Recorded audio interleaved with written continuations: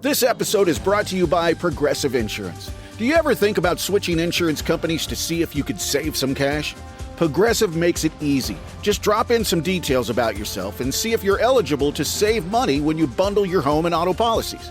The process only takes minutes, and it could mean hundreds more in your pocket. Visit Progressive.com after this episode to see if you could save. Progressive Casualty Insurance Company and Affiliates. Potential savings will vary. Not available in all states. This is the new Weight Watchers, built for real life and real results, no matter what mode you're in. Maddie went all in for her big day and lost 33 pounds. Emily lost 85 pounds and hit her goal while still living her life.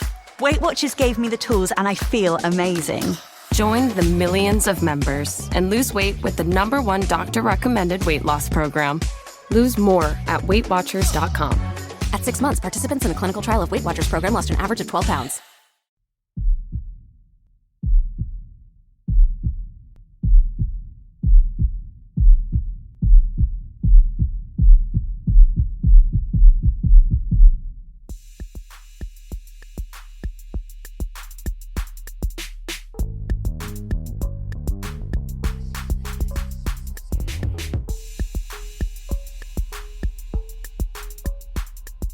Hi, welcome to Crime Clueless. We're your hosts. I'm Jenna. And I'm Laura.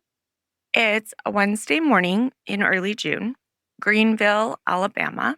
Population about 7,600. The kind of town where the same families have lived on the same land for generations, where people know the name of the family that owns every farm on every road within 20 miles, where the guy at the hardware store knows your truck before he even sees your face. It's warm already. This is Alabama in June. So warm is kind of an understatement, but it's morning, so there's still a softness to it. That specific summer morning quiet before the day fully commits to being hot. And somewhere on a farm 12 miles outside of town, a 12-year-old girl is following her stepfather out to the truck. She loves this kind of morning. She is, and I mean this in the best possible way, a farm kid through and through. She'd rather be on a tractor than in a classroom. She can operate a plow. Her nickname is Little Farmer. She is, by every account from everyone who knew her, a cheerful, country music-loving, outdoorsy 12-year-old who thinks the best place on earth is the 400 acres she calls home. Today, her stepfather has errands to run in town, and she wants to come along. As kids do a lot of times. Always. So she climbs in the truck and they drive the 12 miles into Greenville. Her stepfather needs to go to the First National Bank.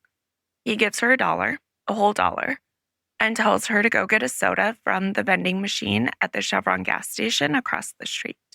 Meet me back at the truck when you're done, he tells her. She crosses the street. She's 12 years old, and she's never seen again by her family. This case is so sad. Today's case is the disappearance of Sherry Lynn Marler.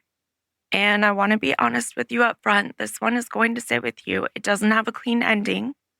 What it has is a small town in Alabama, 40 years of unanswered questions, and a family that has never, not once, stopped looking for their girl. So let's talk about Sherry. Before we get into June 6th, 1984, I want you to actually know who this kid was, because in cases like this, it's easy to let the tragedy become the whole story. And Sherry Lynn Marler was a whole, fully wonderful person before she became a cold case. She was born on August 18th, 1971, in Alabama. She was one of 3 kids. Her parents, Betty and Ralph, split up when Sherry was small. Betty eventually remarried a man named Ray Stringfellow. Ray was a retired Army sergeant who had traded military life for something slower, farming. He and Betty set up on a 400-acre farm about 12 miles outside of Greenville. Sounds like a pretty good life for a kid who loves the outdoors and farming and all those types of things. Absolutely. It was exactly the right life for this kid. Sherry took to the farm like she was born for it. She did not love school. That is well documented. Everyone who knew her says so. But put her outside, put her near a tractor. She was in her element. She and Ray had a genuinely close relationship. Betty described how Sherry would follow Ray everywhere, to the tractor shop, the feed store, all the places where farm business gets done. She wasn't just tagging along either. She was learning. And her proudest achievement, the thing her family mentions when they talk about who she was that she knew how to operate a plow. Wow, a 12-year-old whose personal achievement is operating a plow is really cool. It is. I love that. Me too. And it earned her that nickname. The people who loved her called her Little Farmer. She was cheerful. She loved country music. She was strong, outdoorsy, and her mom would say stubborn in the best possible way. Her family describes a warm, close household and a happy kid. She sounds like the kind of kid who makes every space she's in a little louder and a little warmer, all around good kid. Yeah, exactly that. And on the morning of June 6th, 1984, that's who gets in the truck with Ray Stringfellow to drive the 12 miles into town. The cheerful 12-year-old who loves her farm, her family, and probably has opinions about which country songs are good and which ones are not worth her time. And now I want to know which ones were her favorites. Me too. She's in the truck on the morning of June 6th, they're just going into town to run errands. Mm-hmm. And she just wants a soda. So hold on to that detail because the soda, the dollar, the vending machine, the specific errand is going to be one of the most important things we come back to when we talk about what investigators found, or more precisely, what they didn't find. But first, that morning, the timeline of this morning is something investigators have returned to again and again over 40 years. Betty, who is Sherry's mom, worked as a waitress at the Waffle House. She left for her shift early that morning around 7 a.m. And here's the detail she's talked about publicly, and it is the kind of thing a mother carries with her for the rest of her life. When she left, Sherry was asleep on the couch. Why was she on the couch? Well, they had an aunt in town visiting, and she'd given up her bed for that aunt, which is it's exactly the kind of small, thoughtful thing a kid does without thinking twice. So Betty tiptoed out so she wouldn't wake her, and she went to work. She had no idea that was the last time she would ever see her daughter. Oh, it's so sad. Breaks my heart. Now, later that morning, around 9 a.m., Sherry woke up and she found Ray getting ready to head into Greenville. He had errands, specifically the First National Bank, and Sherry, being Sherry, decided she wanted to come along. So they drove into town together, which was a 12-mile drive. That day, Sherry was dressed in a red shirt.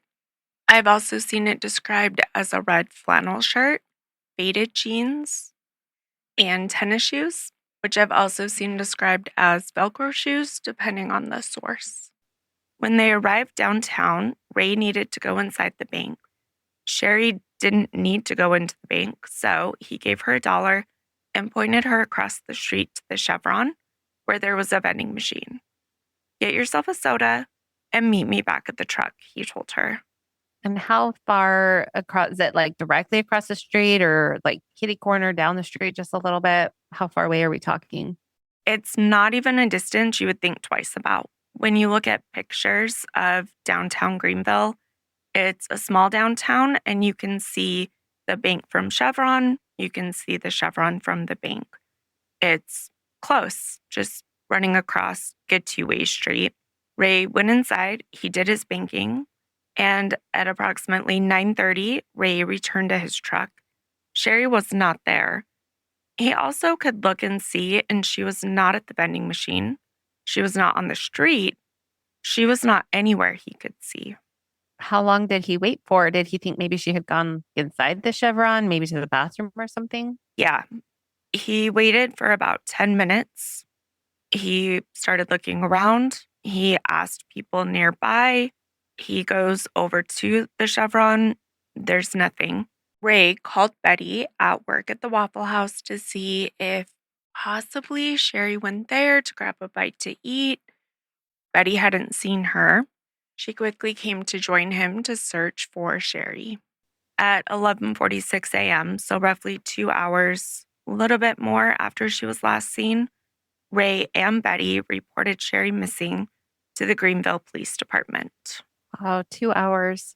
That's pretty quick, but also still feels like a long time when you're a Mhm. parent thinking about that 2 hours not being able to find your child.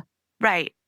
And it is 1984. It's a small town where nothing like this had ever happened. I'm sure they're thinking a miscommunication or she's right there. Something. There's got to be an answer. We're just not seeing it. So I can see the 2 hours going both ways compared to other cases Yeah. from the 80s, but also she's only 12 and it should have Yeah. been 5 minutes.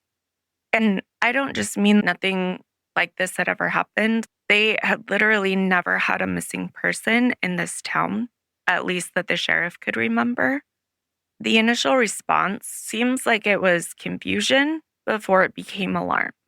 Like kids wander, they get distracted, but when 10 minutes becomes 20 minutes and 20 minutes becomes 2 hours, alarm is exactly what they were all feeling. And what followed was one of the most extensive searches that Butler County had seen. Law enforcement, volunteers, family, all looking for Sherry.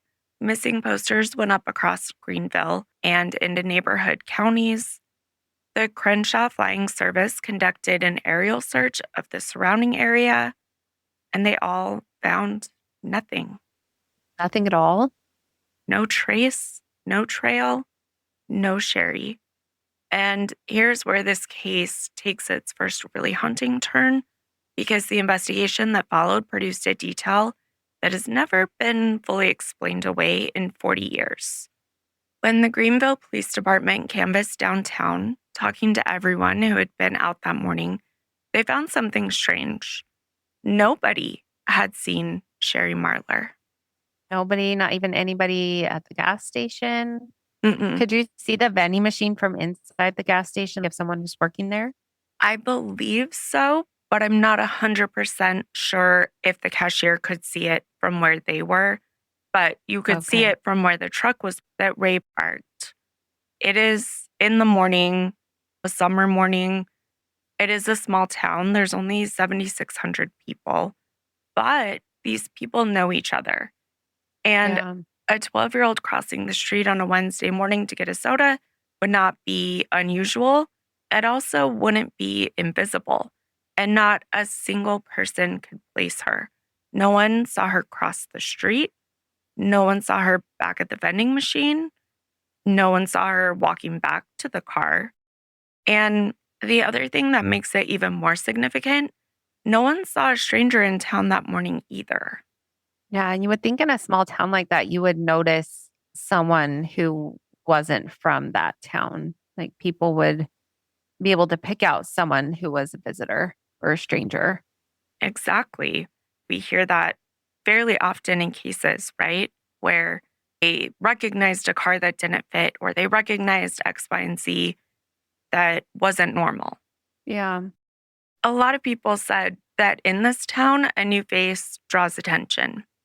Police Chief Lonzo Ingram said it plainly. He said, quote, "I have a hard time believing that she was snatched off the street by a perfect stranger in Greenville."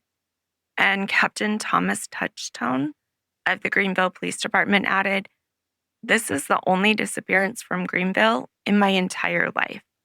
Oh, wow. That says a lot too. And Mhm. he'd been there his whole life. Yeah, in that town. Was there anyone in town that was maybe someone they knew but was a little off?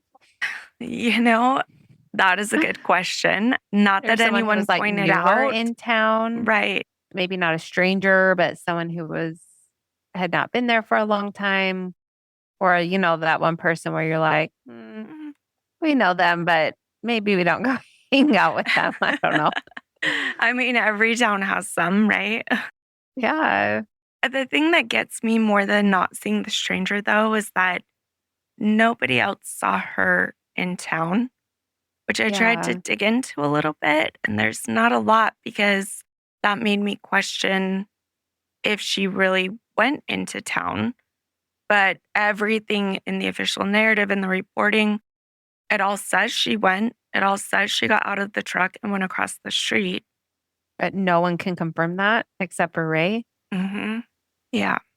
And this town where we say no one can confirm it, this is a place where people know each other's business. They know if a strange car is parked on any of the streets, it gets noticed. The idea of someone cruising through and abducting a child in broad daylight on a public street across from the bank where her stepfather was standing is deeply difficult to reconcile with the reality of this town. So what do you think that means? Someone, like I kind of said before, do you think maybe someone who knew her took her, or someone who was already living there? I think that is entirely possible. And it is the theory that investigators lean towards. Because when they talk about Sherry, they talk about her being strong, and her mom says stubborn. If someone she didn't know was trying to get her to come with them or grabbing her, she would have been screaming and making a Yeah. sound. I think that is why that's the theory that investigators lean towards, is that someone stopped and was like, "Oh, I'm supposed to give you a ride. Your mom said this or your dad said this." Something believable with a fun ending, like I'm going to take you to get ice cream with a friend, or I don't know, but something that made it plausible for her to get in the car with them. Yeah. But It could have even been she was walking up to the vending machine and someone's like, "Hey, that's not working. Let me run you real quick down the street." And she's like, "Oh, well, I'm totally. supposed to meet my stepdad." And they could have been like, "Well, I'll just run you down there and then bring you back so you can get your soda." Mhm. But then you have to think, why wouldn't she just go into the Chevron? Because I'm sure they had soda in there too. Right. One thing I did So, see in the reporting was that you had to have exact change for the vending machine, and she only had a dollar bill, and it wouldn't have been that much. So they yeah. do think it's possible she went inside to either get change, or she's trying to figure out how to make it work, and someone offers her change and is like, "Oh, it's all in my truck. Come with me. I'll give you the Yeah. change." And something happened in that quick interaction. Well, you think if she would have gone into the Chevron, the cashier or someone, whoever was in there, would have seen her. Right. That's what makes me think she didn't go in to get change, because they Yeah. would have been able to place her. Yeah. Hmm. The first question that everyone asks in this case is, what about the person who was with her? What about Ray? He was, like we said, the last one to see her, Right. and no one else saw her. So he was the first person that investigators focused on. He was questioned extensively, and at some point, police asked him to take a polygraph. He declined. Oh, that's interesting. He declined the polygraph, and I'll try to be careful here because you know how we feel about polygraphs now. Not taking one does not mean you're guilty. They're not admissible in court, and that's for a reason. People decline them all the time for all kinds of reasons, including on legal advice, maybe a past someone you know, relative, something that has taken it and had it be a negative in whatever they're going through with a legal battle or whatever the case may be. Even though he declined to take the polygraph, law enforcement ultimately stated clearly that Ray was not a suspect or a person of interest. And I was thinking too, you said he was in the military, right? Hmm. So maybe he had seen more about polygraph tests than maybe some other people had if they used them more. I don't know in the 80s what they did with polygraph tests, but maybe he had seen more on polygraph tests being in the army. Because you said he Possibly. was a sergeant, right? I believe so. Yeah, he was an army sergeant. So maybe he had had more experience with polygraph tests and didn't feel like they Entirely. were. Yeah. Didn't trust them. It could have Yeah. been that he was on a medication. I'm not sure. I need to look up that timeline of when the general public started distrusting them more, when it became public knowledge that taking certain medications can affect them or Yeah. things like that. But yeah, they cleared him anyway, sounds Mhm. like. Right. And there's one more thing I want to flag, a small detail that nobody made a huge deal of publicly, but I think is worth noting. There is a slight discrepancy in Ray's account of how Sherry even came out to be in his truck that morning. In the version he told police, she simply wanted to tag along. But in a separate version that Betty recalled him telling her, Sherry came out of the house with her shoes still in her hand while he was already backing out of the driveway. And Interesting. it's small, but why the difference in version of events? Was the aunt awake at that time? Did she say anything about them leaving? I was wondering that too, and I tried to look into that and I can't find it. So I don't know if she was still asleep or if she just wasn't paying attention and just knew that Sherry went outside and was going with Ray, but didn't have specifics. Because Yeah. also, I would like to know if, are we certain she got in the truck if nobody ever saw her? Like, did Yeah. something happen at the house first? And it would have had to be fast and really for no reason because she was on the couch asleep at 7 and he left at 9, which, you've got, Did he? Yeah, 'cause he he was at the did. bank. Hmm. Yeah. What I can tell you is that Ray Stringfellow spent the rest of his life carrying this. He died in 2003, never knowing what happened to his stepdaughter. And just before he died, he said something to Betty that has stayed with me since I read it. He told her, Betty, I wish I could go get Sherry and bring her home to you, but I can't because I don't know where she is. Oh, it's so sad. And whether you believe him or not, that feels like the statement of a man who lived with this for almost 20 years and died without a resolution. Sherry's biological father, Ralph, was also investigated and cleared, though the public record doesn't give us the same level of detail on how that process unfolded. The case is officially classified as a non-family abduction, so investigators looked outwards. And before we get to where that outward looking led, I want to give you a detail that reframes everything else. The one that has never been explained away. There's an anonymous local who put it plainly. They said, that little girl never made it into town, or else I would have seen her. So wherever she's at, she's dead. That quote lands differently every time because this person isn't being cruel. They're being honest about what it means to live in a town that small. If Sherry had been on that street, someone would have seen her, and nobody did. And Ray himself, despite maintaining his innocence, actually agreed that a stranger couldn't have taken Sherry by force without a fight. He said what we said a few minutes ago, and he knew her. He knew how stubborn she was. She would not have gone quietly with someone she didn't trust. Yeah, it seems like she would have fought back or screamed or something in a small town, and it's early morning, 9 o'clock. People are probably out and about doing their business. It seems like someone would have seen something. Yeah, or heard something. Something would have got dropped or left.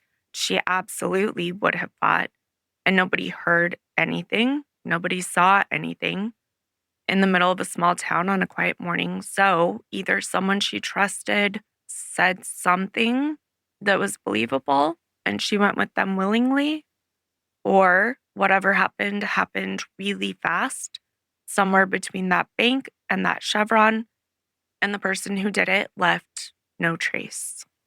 And both of those options are just terrible. They are. Both options are absolutely awful.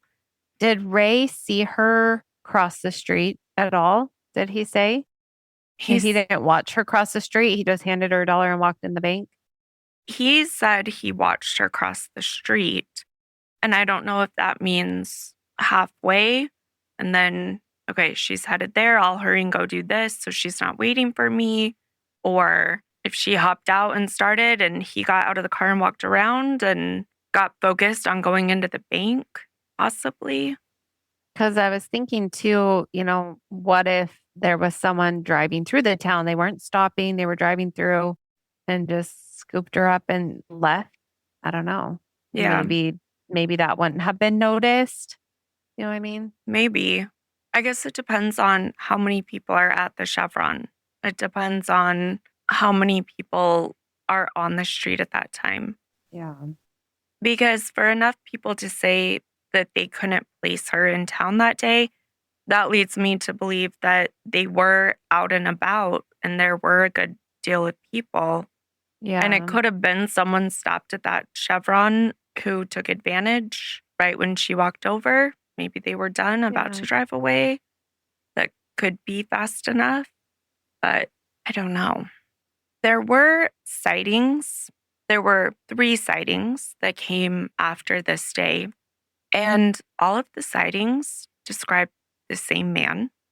After Sherry disappeared, 3 separate people came forward with reported sightings. 3 witnesses in 3 different locations, and every single time they described the same man.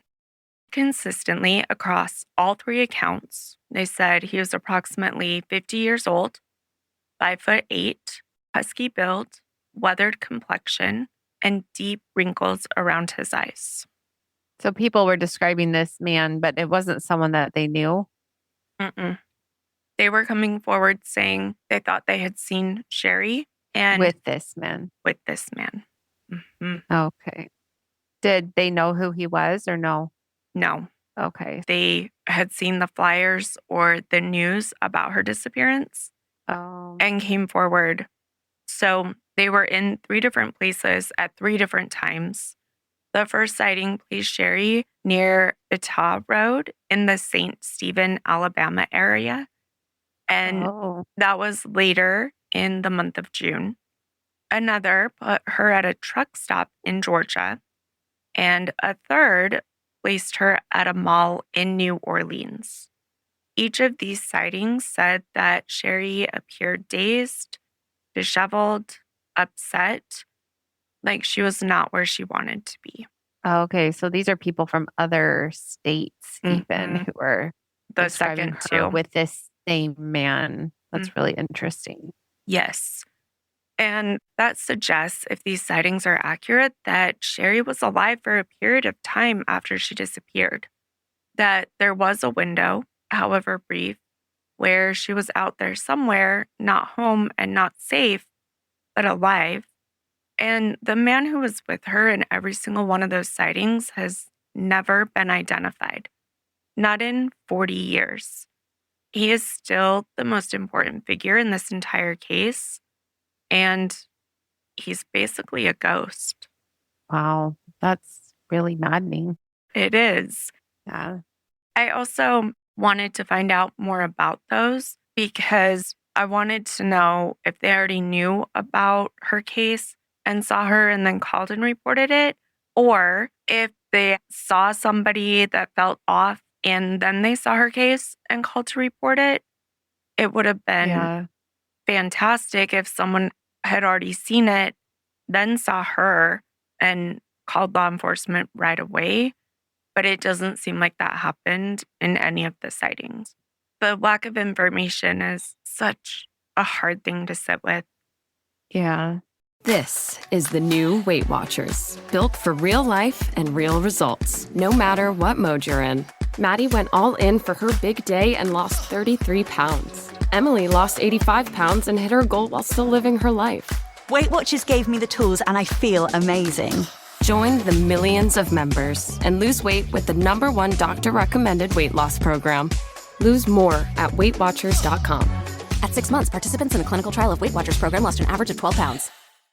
After those sightings, the trail went cold and the sightings trickled off.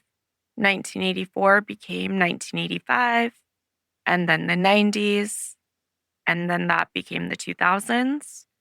And Sherry remained missing with no answers. But something happened in more recent years. The case opened in a way nobody expected.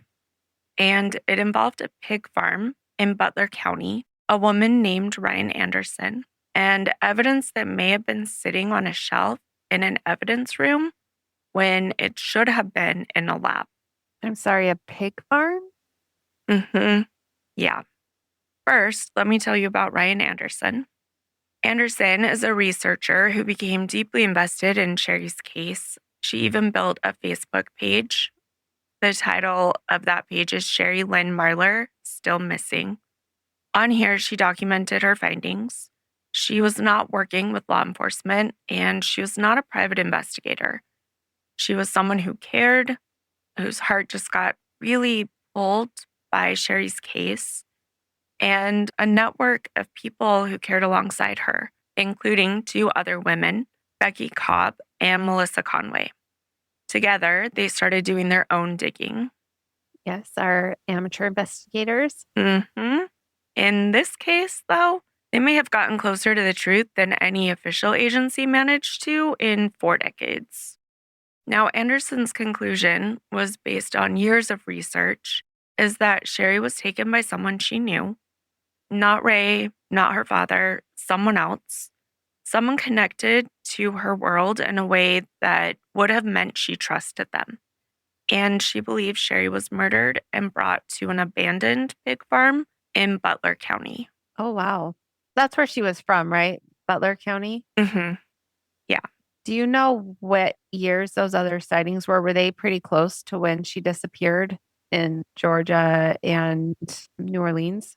The Georgia and New Orleans one make it sound like that it's that same summer and that her case was essentially completely cold by the end of 1984. Okay. So there are reports that there were other sightings in the late 80s and in the 90s, but they really weren't substantial and they couldn't be corroborated or confirmed in any real way. So those 3 all seem like they were fairly close. They were fairly consistent with the details, and then nothing after that. Okay. This farm that Anderson is talking about was operational in 1984 and was then abandoned. So I'm not entirely sure if it was still operational when she went missing or if it was in the fall that it was abandoned. The details are a little murky there. Anderson located the property. It's a 10.7 acre plot. In the spring of 2017, she, Cobb, and Conway went there and started digging. They were like physically digging or just digging into information? Actually, physically digging. They found an old concrete hog pen. So they brought in cadaver dogs. And the cadaver dogs hit 2 separate dogs, alerting on what they believed were human remains. And in the process of searching the property, they found something else. It appeared to be a torn piece of children's clothing. It was old, it was deteriorated, but it was there. Yeah, I don't think children's clothing belongs on an abandoned pig farm. I agree with you. And especially one that has been abandoned since the 1980s. The women collected it. They documented everything. They sent the clothing to the Butler County Sheriff's Office for DNA testing. Now, I need you to take a breath before I tell you what happened next. Okay. The result came back, no DNA recovered. They said the material was too degraded or the testing wasn't able to extract anything useful, which, in fairness, does happen. DNA evidence from material that's been in the ground for 30 plus years is notoriously difficult. That's a real scientific limitation, not necessarily a failure of will. But here's the part that's harder to accept. Anderson didn't receive any follow-up from the sheriff's office after submitting the evidence. She found out on her own sometime later that the material had been sitting on a shelf in the evidence room, untested, for quite a while after she had submitted it. That's infuriating. They're Yeah, just sat there. right. In an active missing persons case, evidence from a site where 2 cadaver dogs had alerted, and to be completely fair, even if this didn't belong to Sherry, We have 2 cadaver dogs alerting in the same place. We're finding clothing. Let's find out if it belonged to Sherry or if it possibly could have belonged to someone else. And it just sat there, Absolutely. right? Yeah. How long did it sit there? Long enough that Anderson noticed and long enough that it became part of her public documentation on the case. At some point, she confronted the reality that she had done everything within her power. She found the property, brought the dogs, collected evidence, handed it over. She still couldn't get a result. She couldn't get an answer. In November of 2020, she wrote something on her Facebook that will sit with you. I haven't been able to stop thinking about it. She wrote, "I don't want to give up, but how can we go further? It will haunt me for the rest of my life. I know exactly where she is, what happened to her, who did it, and why, but I can't prove it." Wow, that is definitely a haunting, devastating sentence.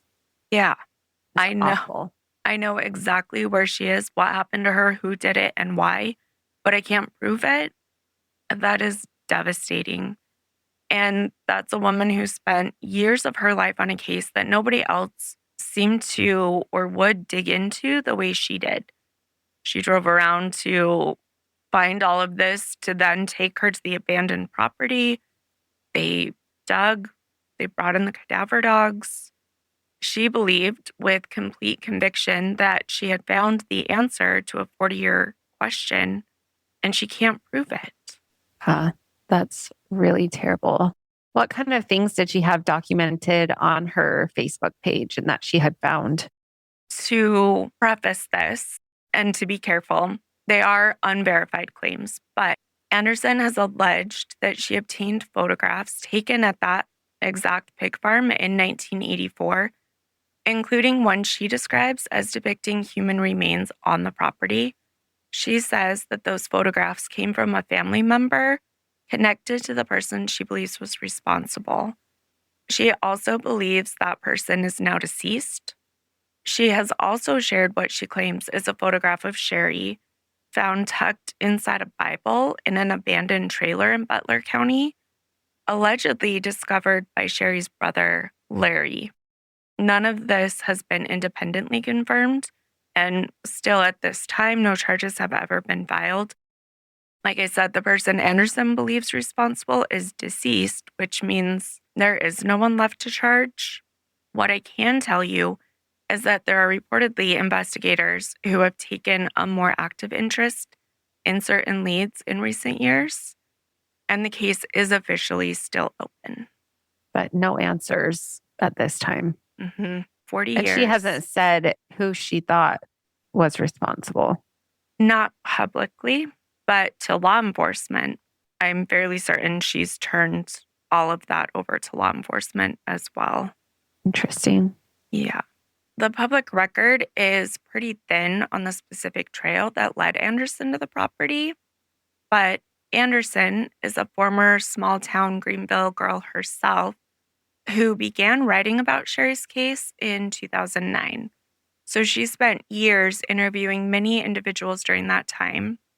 She eventually got to know both Betty, so Sherry's mom, and Larry, Sherry's brother. And it appears the identification of the farm came through years of local community interviews rather than one single tip. And she had the advantage of being a Greenville native with existing connections, so more people were willing to talk to her. She's not law enforcement. She's also not an outsider they're not comfortable with. The clearest lead came through photographs. So Anderson located photographs of the farm from a family member associated. She has said that the individual who shared the photos with her is the widow of Sherry's killer. So it seems like she got the photographs first and then went to investigate the physical property after really cementing the lead she had. Basically, those photographs led her to the property, not the other way around. So she had the photographs, she had the tip, she had all of this, and then went out. It was reported that the original photo she had was seized by local law enforcement, and actually turned over to the FBI. After not hearing any updates, Ryan contacted the FBI, who stated that they never received the photo. Oh, hmm So, a potentially key piece of evidence handed to local law enforcement apparently vanished before reaching the FBI. that's not good. No. And that starts to make you wonder why? Are Yeah. we covering something up or what's going on? Yeah. Now, it is important to preface that by saying, like we mentioned in those two quotes early on, the police in this town had no experience handling missing persons cases. And that lack of experience was absolutely a stumbling block to picking up Sherry's trail. It feels like a lot of the early failures and missed opportunities simply were because they didn't know what they were doing. There are sources that have statements from law enforcement around that time that indicate they didn't rule Raymond out as a suspect, meaning even the question of whether Ray was truly cleared is their official stance. But there are sources out there where law enforcement, either off the record or in other conversations, indicated that they didn't really rule him out, which is interesting. Oh, that is really interesting. But he wouldn't be connected to what Ryan Anderson was finding, correct? Correct. And that may just be related to the police not having the handbook of what to do in this circumstance and ruling him out. But still talking off the record, I'm not entirely sure on that. Yeah. Now, another thing is the clothing that was sitting on the shelf. Also, that photograph, law enforcement had both and were supposed to turn over both. When Ryan contacted the FBI, they stated they never received the photo, but there's really no follow up on the clothing. So I don't know if it's still in evidence in the local police department evidence locker, or if it got sent and lost, or if it got tested and they didn't find anything and now they can't test it again. That was 9 years ago. We've Yeah. come so far since then. It would be interesting to test it again. Were they able to tell what the clothing looked like that they found? Did it have any resemblance to what she was wearing? Or was it too deteriorated to tell? That's a really good question. The clothing item that was found was described as, quote, a pair of child's pants that had dark, splotchy stains, end quote. I haven't found anything more specific than that. Yeah. I'm not exactly sure if they think she could have changed into something else, or I'm not sure. If it had been a bit of time, it is possible that they could have changed her clothes. The witness who saw Sherry at the truck stop in Georgia had told police that Sherry called the man she was with EJ. Whether that was just initials or what he went by, it was something that they were never able to find a connection to either. But it feels like having a name would have really helped with also having this witness description times 3 that all look identical. Yeah. Interesting that they all were able to describe the same person. Mhm. Had they put out that description at all or no? I'm not sure when they put that out, because that would be interesting too, if they put it out and then the next 2 sightings mimicked that description, or if they were holding that close, they were all 3 the same, then maybe that would have more sway to it, I think. Agreed. If they hadn't released that description of what the first person said that they saw, and then the next 2 described the same thing, I feel like that would be sure thing, I guess. I don't know. Yeah, right. But if they had put it out and then someone saw someone who kind of looked like Sherry and kind of looked like an older gentleman, like, oh yeah, that's them too. It's the same thing, Right. That feels less sure, I guess, than not having that description out there when the other 2 made their sightings. Right. And it feels like it's one or the other, right? Like those sightings were real and they were traveling. But how do you end up back at the In the same, farm in the same county? Exactly. yeah. And why, like, why would you come back if you had left? I don't know why, if you were out traveling and had made it out to Georgia, New Orleans, and different states, why you would come back to the same county Right. unless you had something there. You were trying to get rid of a body. I guess that could be why you had the means to do it on a pig farm. hmm But I don't know. Well, and it seemed like those travel stops were over the course of months. So that Yeah. would make it seem like whoever lives in Greenville knows this person's been gone for 3 months ever since the day that Sherry disappeared. That feels Yeah. also, if they did put out a sketch of somebody who lived in Greenville, you would Yeah. think they would know him. Right. So I feel like it has to be one or the other. Yeah. And then that kind of Yeah. makes me wonder, was there someone else missing at the same time who looked like Sherry? Could be. And I need to look into that more because it could be somebody else that they were seeing Yeah. who Could have was been. missing. I don't know. This is a tough one. There's quite a few cases, especially from the 80s, where a child goes missing so fast, like Yeah. between the bike ride home, and so many that are still unsolved today. When you don't have any Awful. surveillance, you don't have people noticing anything, it's awful. Those are hard cases. Yeah, for sure. Makes me like double think all the times I let my kids go to the gas station with their friends or something. I don't know. It is hard to balance when you know about this stuff, then I know. letting your kid have a little bit of freedom. I don't know what the Yeah. right answer is. I am grateful for Find My Friends and I a Life know. Cell 360, phones cell phones, checking and in. cameras hmm at gas stations and Right.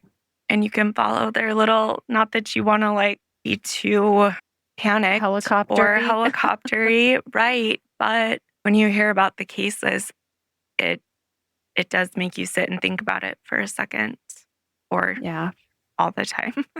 I know. Oh, and like this one, I mean, she wasn't even going with friends. She was just going across the street to get a soda. Yeah, And he was right there and coming right back out. And yeah, this town was safe. They had never had this happen before. yeah. All those Ugh, things. I know. awful. Before we wrap up, I want to come back to Sherry's family because they have never stopped. Betty Marler has carried this for 40 years. She kept her daughter's memory alive in every way she could. She went on to open a restaurant in Sherry's honor called Carlisle's on Main, not just as a tribute, but as a way to keep the conversation going. We want to honor her memory, she said, but we also want to heighten people's awareness of children missing every day in this country. Not a day goes by that I don't think about her. Can imagine. I would every single day. How could you not Right. just think about her? Yeah, especially So no without answers. answers. Exactly. Sherry's brother Larry pushed for answers until his death in 2016. His father, Ralph, who had reconnected with Betty, passed away in 2013. The people who loved Sherry most have been leaving this world without ever knowing what happened to her. And Betty is still here and still waiting. Today, Sherry Lynn Marler would be 54 years old. Her case is still open and unsolved. Her body has never been found. No one has ever been charged. I think about that walk across the street a lot. 12 years old, dollar in hand, heading to a vending machine on a warm June morning in the town closest to her farm. It's the most ordinary errand in the world, the kind of thing you do 100 times and never think about once. And she didn't even make it to the vending machine. Nope, she didn't even make it. And so somewhere between that bank and that Chevron on a street where everyone knew everyone, No one saw a thing, and Sherry disappeared. And she deserved to make it back across that street. If you have any information about the disappearance of Sherry Lynn Marler, please contact the Greenville Police Department at 1-334-382-3107. Her case is listed on NamUs as case number MP2350 and on the NCMEC database under case number 601811. There is an age-progressed photograph showing Sherry at approximately age 50, available on the NCMEC website. Someone out there somewhere knows something, like we always say. Someone knows something. Agreed. And it's been 40 years, so whatever you know, it's time to say something. Thank you for spending this time with us. If today's episode hit you the way it hit us, please take just a few seconds and leave us a rating. It honestly changes everything for independent podcasts, and it means that we get to keep telling stories like Sherry's. If you want to see the resources that we used to create this episode or read more about Sherry's case or look into the Facebook, you can find all of that linked on our blog at crimeclueless.com. You can find us everywhere. We're on Instagram, TikTok, Facebook, YouTube. Just search Crime Clueless. We're at Crime Clueless across all platforms. We want to hear your theories, reactions, or thoughts you might have on today's case.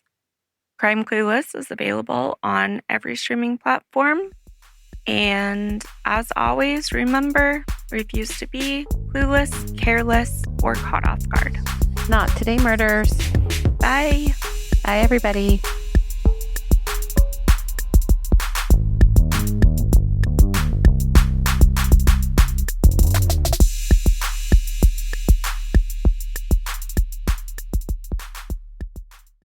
You're on a GLP-1.